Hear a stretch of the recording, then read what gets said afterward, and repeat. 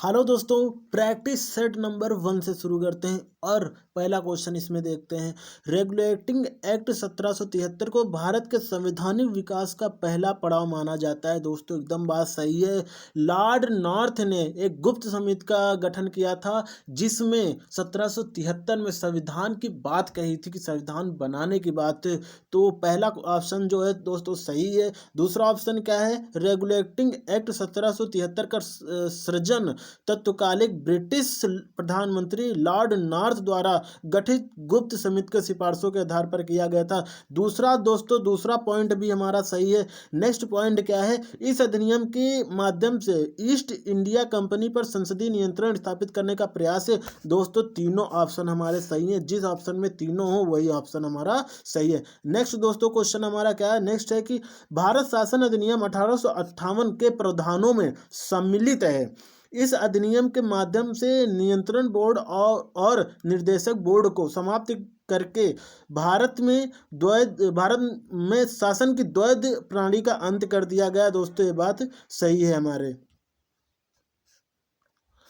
Next दोस्तों option है, इस अधिनियम के माध्यम से एक नए पद भारत के राज्य सचिव का सृजन किया गया जिसमें भारतीय प्रशासन पर संपूर्ण नियंत्रण की शक्ति निहित थी। दोस्तों ये जो दूसरा ऑप्शन है भी सही है और जो पहला ऑप्शन है ये भी सही है। तीसरा ऑप्शन देखते हैं, भारत सचिव ब्रिटिश कैबिनेट का सदस्य होता था जो ब्रिटिश संसद के प्रति उत्तरदायी होता था। दोस्तों तीसरा जो पॉइंट है हमारा ये भी सही है।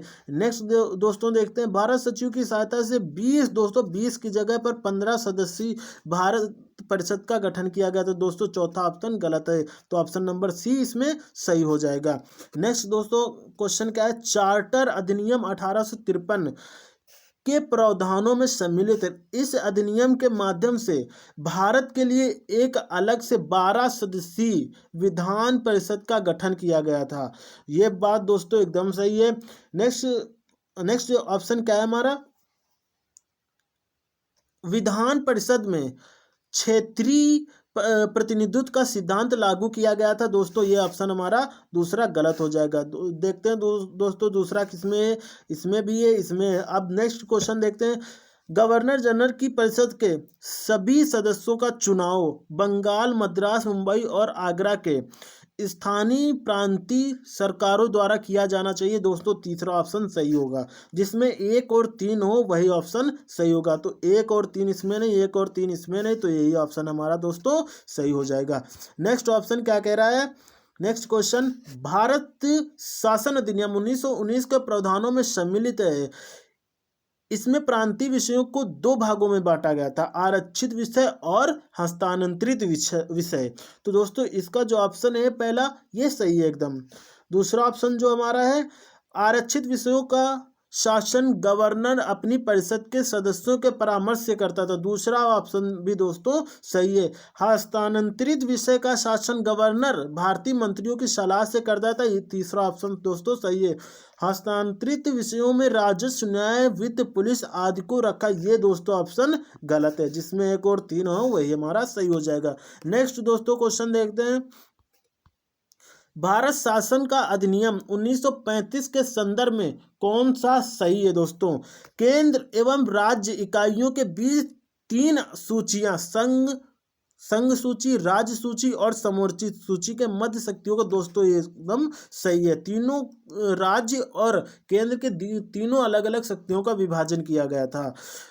नेक्स्ट क्वेश्चन दोस्तों, नेक्स्ट ऑप्शन क्या है? भारत के प्रांतों चीफ कमिश्नर प्रांतों एवं देशी रियासतों को मिलाकर एक अखिल भारतीय संघ की स्थापना का प्रावधान किया गया, परंतु यह व्यवस्था काफी अस्तित्व में नहीं आ सकी। ये भी दोस्तों बात सही है।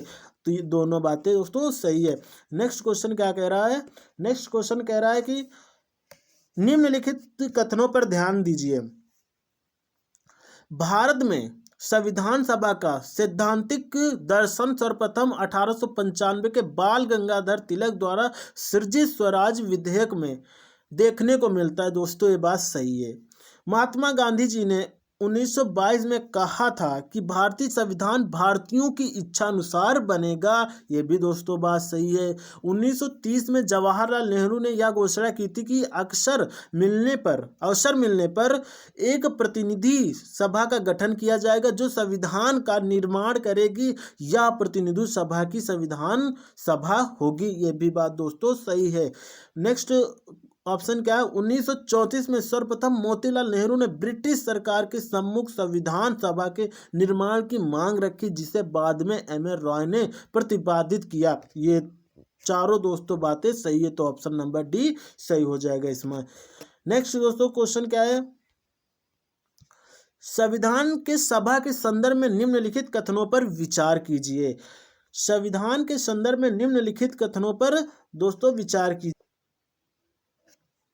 पहला ऑप्शन है, संविधान सभा के सदस्यों का चुनाव अप्रत्यक्ष विधि से वयस्क मताधिकार के आधार पर किया गया था। दोस्तों पहली बात सही है। दूसरी बात देखते हैं, संविधान सभा का गठन कैबिनेट मिशन योजना के अनुसार किया गया था। दूसरी बात दोस्तों सही है।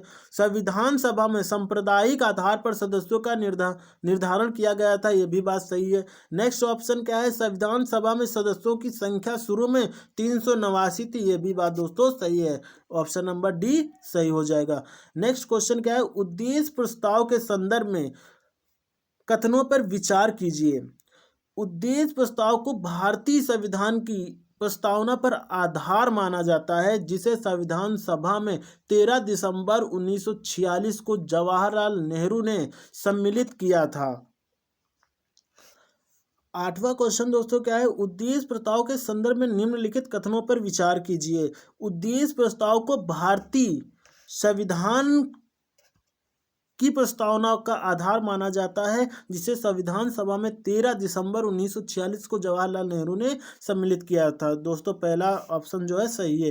दूसरा ऑप्शन क्या है? 22 जनवरी 1947 को उद्देश्य प्रस्ताव को स्वीकार किया गया था।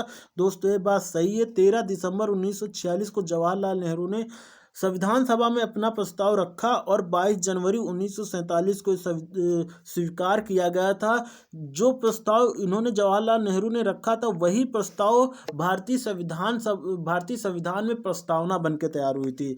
दोनों ऑप्शन दोस्तों सही है। नेक्स्ट ऑप्शन क्या है? उद्देश्य प्रस्ताव में 8 अनुच्छेद सम्मिलित किए गए थे। दोस्तों तीसरी बात है वो भी एकदम सही है। तीनों बातें एकदम सही है, तो इसमें दोस्तों ऑप्शन नंबर डी होना चाहिए। तो 1, 2 और यहाँ पर दोस्तों तीनों होने चाहिए। 1, 2, 3 तीनों होने चाहिए, तो ऑप्शन नंबर डी सही हो जाएगा। नेक्स्ट दोस्तों क्वेश्चन क्या है? भारत शासन अधिनियम 1935 के सम्मुख प्रधान थे। कौन कौन से दोस्तों? अखिल भारतीय संघ की स्थापना, एकदम सही है दोस्तों। सांप्रदायिक प्रतिनिधित्व का विस्तार, सही है दोस्तों। प्रांतों में द्वैध शासन की शुरुआत, गलत दोस्तों। केंद्र में द्वैध शासन की, ये गलत दोस्तों। 1 और 2 सही हैं, बाकी सारे गलत हैं। नेक्स्ट क्वेश्चन क्या है? अगस्त प्रस्ताव के प्रावधान में सम्मिलित है। द्वितीय विश्व युद्ध की समाप्ति के बाद भारत को डोमिनियन स्टेट का दर्जा दिया गया, एकदम बात सही है दोस्तों। वायसराय की कार्यकारिणी में भारतीयों को सम्मिलित किया गया था, एकदम बात दोस्तों सही है। ब्रिटिश सरकार द्वारा भारतीय राष्ट्रीय कांग्रेस की सत्ता का हस्तांतरण किया गया, ये बात दोस्तों गलत है।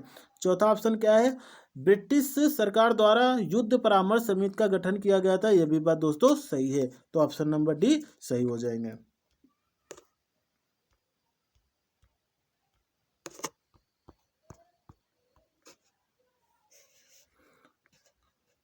प्लीज दोस्तों मेरे चैनल को सब्सक्राइब कर लें और शेयर कर दें। मिलते हैं दोस्तों नेक्स्ट अपने दूसरा टेस्ट प्रैक्टिस सेट लेकर।